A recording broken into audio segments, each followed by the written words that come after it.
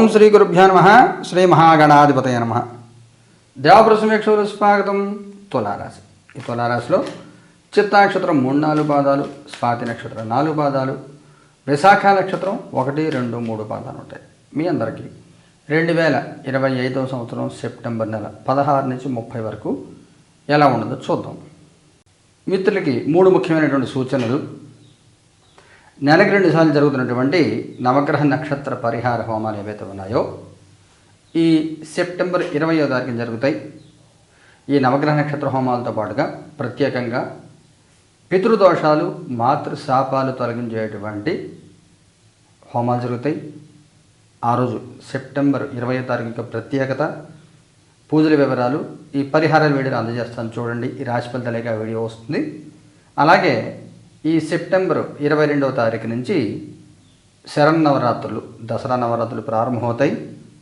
వాటి వివరాలు కూడా వీడియో అందజేస్తాను.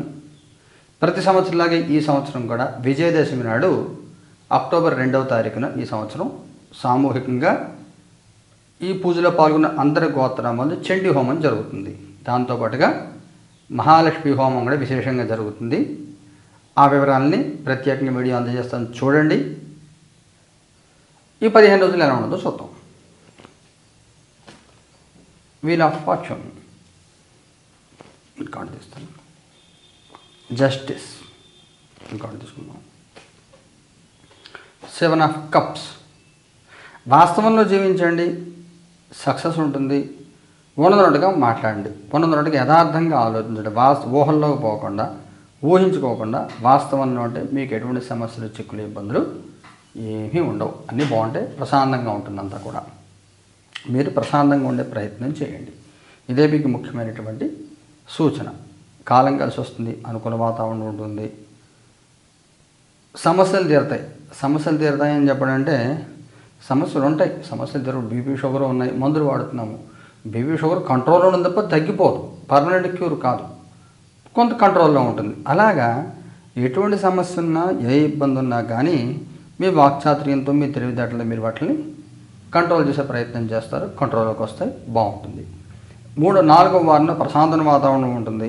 అయితే ఎవరి నుంచి ఏది ఆశించద్దు. మీ బాధ్యత మీరు నిర్వర్తించండి, మీ పని మీరు చేయండి. మీ పాస్ట్, ప్రజెంట్, ఫ్యూచర్. మీ past king of pentacles, present 6 of swords, future 2 of swords. మీకు మీ పాస్ట్లో ప్రత్యేకమైన ఇబ్బందులు ఉండేలో పర్వాలేదు, బాగానే ఉంది, ప్రశాంతంగానే ఉన్నారని చెప్పాలి. ప్రస్తుతం వచ్చేసరికి కొందరు అదర బాధ్యతలు, మీరు తప్పించుకుందామన్నా తప్పించుకోలేని ఇతరుల బాధ్యతలు మీకు ఉంటాయి. అయితే ఆ బాధ్యత భరించాలా, తట్టుకోవాలా, వదులుచుకోవాలా, అర్థం కాని అయోమయ స్థితి. ఈ క్రమంలో మీ ఫ్యూచర్ కార్డులో 2 ఆఫ్ సోర్డ్స్ వస్తుంది. మనోవేదన, మానసిక ఒత్తిడి పెరిగిపోతూ ఉంటాయి. అందువల్ల ప్రశాంతంగా ఉండండి. ఏది మనసులో పెట్టుకోకుండా, ఏది ఆలోచించకుండా ఉండడం ముఖ్యమైనటువంటి సూచనగా కనబడుతుంది. కుటుంబపరంగా, సామాజికంగా ఎలా ఉంటుంది? కుటుంబపరంగా 5 ఆఫ్ సోర్డ్స్, సామాజికంగా క్వీన్ ఆఫ్ వ్యాండ్స్. కుటుంబపరంగా ఎటువంటి ఇబ్బందులు ప్రత్యేకంగా ఏమి ఉండవు. అందరినీ కంట్రోల్ తీసుకొస్తారు, అందరూ మీ మాట వినేలా చేస్తారు, మీరు చెప్పేది కరెక్ట్ అని అందరూ ఉపయోగించేలా చేస్తారు. సామాజికంగా కొంత నరఘోష లాంటిది ఉంటుంది. మీరు బాగున్నారని, మీ ఫ్యామిలీ మెంబర్స్ బాగున్నారని, ఈ రకమైన నరఘోష కొంత ఉంటుంది. అందువల్ల దాన్ని తప్పించుకునే ప్రయత్నం చేయండి. నరఘోష ఉంటుంది. నరఘోషం తప్పించి ఇంటి దిష్టి తీయడం, ఏదైనా గుమ్మడిగా కట్టుకోవడం లాంటిది ఏదైనా చేసుకోండి. కొంత అలాగే బయట వాళ్ళు ఎవరైనా హెల్త్ సిక్ అయ్యి వాళ్ళని చూడడానికి మీరు వెళ్ళవలసిన పరిస్థితి కూడా కొంతవరకు కనబడుతుంది. ఉద్యోగం చేసే వాళ్ళకి ఎలా ఉంటుంది? క్వీన్ ఆఫ్ పెంటికల్స్ బాగుంటుంది. అన్ని రకాల ఉద్యోగాల వాళ్ళకి బాగుంటుంది. ముఖ్యంగా ఎవరన్నా కొత్తగా జాబ్లో జాయిన్ అయిన వాళ్ళు, కొత్తగా పెళ్ళైన వాళ్ళు, మెటర్నిటీ లీవ్ తీసుకున్న వాళ్ళు, లీవ్ తీసుకుని మళ్ళీ రీజాయిన్ అయిన వాళ్ళు, వీళ్ళందరూ కూడా మంచి బాగుంటుంది. మెటర్నిటీ ఎవరైనా తీసుకుంటే మీరు టెక్నాలజీ అప్గ్రేడ్ అయ్యే ప్రయత్నం చేయండి. ఇంట్లో ఖాళీ కూర్చోకుండా బాగుంటుంది మీకు అంతా కూడా. ప్రమోషన్, శాలరీ హ్యాక్స్ ఇవన్నీ కూడా ఉంటాయి. ఉద్యోగం లేని వాళ్ళ పరిస్థితి ఏమిటి? 7 ఆఫ్ సోర్డ్స్. కొంచెం అవకాశం తక్కువ. మీరున్న ప్రయత్నం చేస్తున్నట్లయితే మీ ప్రయత్నం గురించి ఇంకో ఫ్రెండ్ ఎవరిని ఉద్యోగం లేని ఉండి వాళ్ళకి చెప్పకండి. మీ ప్రయత్నం మీరే చేసుకోండి, అందరికీ చెప్పకండి దాని గురించి. వ్యాపారం చేసే వాళ్ళకి ఎలా ఉంటుంది? 10 ఆఫ్ వ్యాండ్స్. ఒత్తిడి ఎక్కువ ఉంటుంది, పని భారం ఎక్కువైపోతుంది, సహకారం తక్కువగా ఉంటుంది. మీ పార్ట్నర్స్ కానీ, మీ దగ్గర పనిచేసే వాళ్ళకి కానీ సహకారం తక్కువగా ఉండి అన్ని పనులు మీరే చేసుకోవాల్సి వస్తుంది. ఒత్తిడి ఎక్కువగా ఉంటుంది. ఆర్థికంగా ఎలా ఉంటుంది? Page of pentacles. ఆర్థికంగా ఎటువంటి ఇబ్బందులు ఏమి ఉండవు, బాగుంటుంది. నష్టాన్ని కూడా ప్రాఫిట్గా మలుచుకుంటారు. చిన్న చిన్న మొత్తాలు డబ్బులు వస్తాయి. ఆర్థికంగా బాగుంటుంది. ఆరోగ్యపరంగా ఎలా ఉంటుంది? మెజిషియన్. ఆరోగ్యపరంగా కూడా బ్రహ్మాండంగా ఉంటుంది. ఏ ఇబ్బందులు ఉండవు, బ్రహ్మాండంగా ఉంటారు. ఏదైనా ముఖ్యమైన సంఘటన జరుగుతుందా? 4 ఆఫ్ సోర్ట్స్. ముఖ్యమైన సంఘటన అంటే ఇది జరగదు. మీకు మొట్టమొదటి వీల్ ఆఫ్ ఫార్చ్యూన్ వచ్చింది కదా.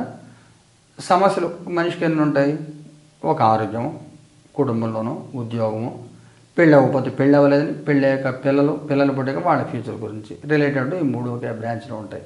ఇలాగ 5-6 సమస్యలు ఉంటాయి. అంతకంటే మనిషికి ఏమి ఉండదు. దాని రిలేటెడే ఉండే బోల్డెన్ సమస్యలు ఒక్కోదానికి సంబంధించి. పిల్లలంటే అమ్మాయి అబ్బాయి, అమ్మాయి అయితే పెళ్ళి అయిందా, పెళ్ళకి వాళ్ళ పిల్లల గురించి, వాళ్ళ పిల్లలు పుట్టిదాకా ఒక పిల్లలు పుట్టిందా వాళ్ళ గురించి ఇంకొక, ఇలా బ్రాంచెస్ కింద ఉంటాయి.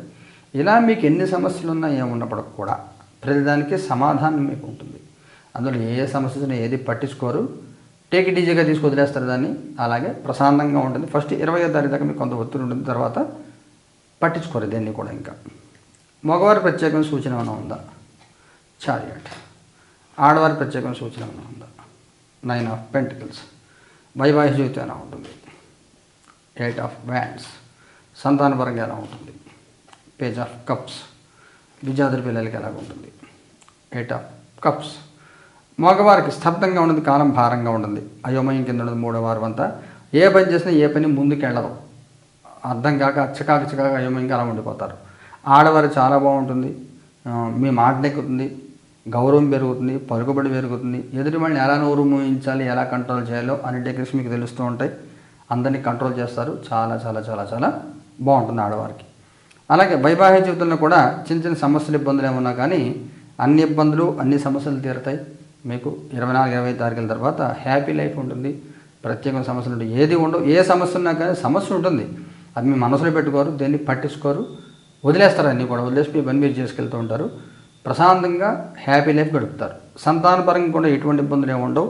సంతానంతో కోఆపరేషన్ ఉంటుంది. వాళ్ళు మీ మాట వింటారు, మీకు కావాల్సినట్టుగా ఉంటారు. ఎటువంటి ఇబ్బంది ఏం పెట్టరు, బాగుంటుంది. సంతానం వల్ల కూడా సంతానంతో ఎలాంటి సమస్యలు రావు. విద్యార్థుల పిల్లలకే కొంత డిసప్పాయింట్మెంట్ ఉంటుంది. నెల చివరల్లో ఈ క్యాంపస్ ఇంటర్వ్యూస్ రాకపోవడం కానీ, లేదా జాబ్ చేంజ్ అవ్వడం కానీ, పెళ్లి సంబంధం సెటిల్మెంట్ దగ్గర క్యాన్సిల్ అవ్వడం కానీ, కొన్ని డిసప్పాయింట్మెంట్ ఇలాంటివి ఉంటాయి. కానీ తట్టుకోవాలి. కంపేర్ చేసుకుంది, ఎవరితో కంపేర్ చేసుకుంది, వాళ్ళు అలాగ ఉన్నారు మనం ఎలా ఉన్నాం అని కంపారిజన్ కాకుండా ప్రశాంతంగా మీ గురించి మీరు ఆలోచించుకునే ప్రయత్నం చేయండి. నక్షత్రాల వారిగా తీసుకుంటే చిత్త వాళ్ళకి ఎలా ఉంటుంది? 3-4 పాదాల వాళ్ళకి 9 ఆఫ్ వ్యాండ్స్. స్వాతి వాళ్ళకి ఎలా ఉంటుంది? 9 ఆఫ్ వ్యాండ్స్. విశాఖ వాళ్ళకి ఎలా ఉంటుంది? జడ్జిమెంట్. చిత్తా నక్షత్రం వాళ్ళకి ఊహించిన చిక్కులు చికాకులు వస్తాయి, ఊహించిన సమస్యలు వస్తూ ఉంటాయి. అవి అన్ని రకాలకు కూడా నెగిటివిటీ ఉంటుంది విపరీతంగా. అనారోగ్య సమస్యలు, కార్నర్ అయిపోతూ ఉంటారు. తెలియకుండా మీరు కార్నర్ అయిపోతూ ఉంటారు. సమాధానం చెప్పలేక, ఒక సమాధానం చెప్పినా కానీ ఏ సమాధానం చెప్పినా ఇంకో 2-3 ప్రశ్నలు వస్తూ ఉంటాయి. ఎస్కేప్ అవ్వడం చేతకాక ఇరుక్కుపోతూ ఉంటారు. మీరు ప్రిపేర్ అయిన దానికి వాస్తవంలో జరుగుతున్న దానికి చాలా భిన్నంగా ఉంటుంది. లోకంలో చాలా జాగ్రత్తగా ఉండాలి, చాలా అలర్ట్గా ఉండాలి. అనవసరంగా ఒక మాట మాట్లాడినా మళ్ళీ 10 ప్రశ్నలు సమాధానం చెప్పాల్సి వస్తుంది. మీరు స్వాతి నక్షత్రంలో వెయిట్ అండ్ సీ పాలసీ ఆచరించాలి. దేనికి తొందరపడద్దు, తొందర పెట్టద్దు, తొందర పడద్దు. అలా ఉంటే మీకు బాగుంటుంది. విశాఖ నక్షత్రంలో బాగుంటుంది. రియలైజేషన్ వస్తుంది. ఎవరిని ఎలా హ్యాండిల్ చేయాలి, ఎవరితో ఎలా మాట్లాడాలి, ఎవరు ఏ రకంగా ఆలోచిస్తున్నారు, మనం ఎవరి గురించి ఎలాగ ఆలోచించాలి, ఈ విశ్లేషణని చేసుకుని ఇబ్బందులు లేకుండా, మీరు ఇబ్బంది పడకుండా, పక్క వాళ్ళని ఇబ్బంది పెట్టకుండా కాలం గడిపే ప్రయత్నం చేస్తారు. పర్వాలేదు. ఈ చెప్పిన నెగిటివ్ పాయింట్లన్నీ కూడా ముఖ్యంగా చిత్తా నక్షత్రం వాళ్ళకు ఉన్నాయి. స్వాతి వాళ్ళు సామాన్యంగా ఉండదు. విశాఖ వాళ్ళు పర్వాలేదు, తట్టుకుంటారు. ఆలోచించి సమస్యని అధిగమించే ప్రయత్నం చేస్తారు. పరిహారం ఏం చేసుకోవాలి? చిత్త వాళ్ళని పరిహారం చేయాలి. డెవిల్ కార్డు తీసుకోవాలి. Page of wands. ఇంకో కార్డు తీసుకుందాం. Ace of swords. భైరవ దీపం వెలిగించండి. భైరవ దీపం అంటే మినప్పిండి, గోధుమ పిండి, బియ్యం పిండి, లేదా మినపప్పు, గోధుమలు, బియ్యం 3 కలిపి మిక్సీ పట్టేసి రోజుకి 1 దీపం కానీ 3 దీపాలు కానీ శివాలయంలో నువ్వుల నూనెతో ఆ పిండితో కలిపిన దీపం రావాకమి పెట్టి ఓం భం భైరవాయ నమః అని జపం చేసుకోండి. దీపం ఆరిపోయేదాకా శివాలయం ఈశ్వరుడు ముందర పెట్టండి. గుళ్ళ వాళ్ళు పోకపోతే బయట రావి చెట్టు కింద పెట్టండి.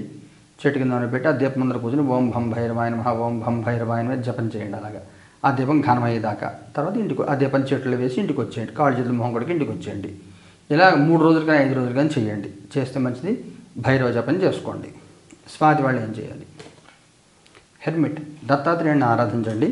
ఓం నమో భగవతే దత్తాత్రేయాయ స్వహ ఆరాధించండి. ఓం ద్రామ్ దత్తాత్రేయ నమః ఏదైనా చేసుకోవచ్చు. విశాఖ వాళ్ళు ఏం చేయాలి? 2 ఆఫ్ వ్యాండ్స్ ఇంకో కార్డు తీసుకుందాం. 10 ఆఫ్ కప్స్. ప్రత్యేక పరిహారం ఏది అక్కర్లేదు, మీరు చేసుకుంటే ఏదైనా వరాహ కవచం చదువుకోండి, లేదా భేతాడుతుని ఆరాధన చేయండి, బాగుంటుంది. ప్రత్యేక పరిహారం ఏం చేయకపోయినా నిత్య పూజ చేసుకోండి చాలు, అంతకంటే ఇంకేం అక్కర్లేదు. ఈ పరిహారాన్ని కూడా 20 జరుగుతుంది. ఎవరి కష్టం వస్తుంది చూడండి. ఆ రోజు వీటితో పాటుగా పితృదోష పరిహార హోమాలు జరుగుతాయి. అలాగే దసరాలో అమ్మవారు ఆరాధన చేయండి, సకల శుభాలు పొందండి. శుభం భూయాత్.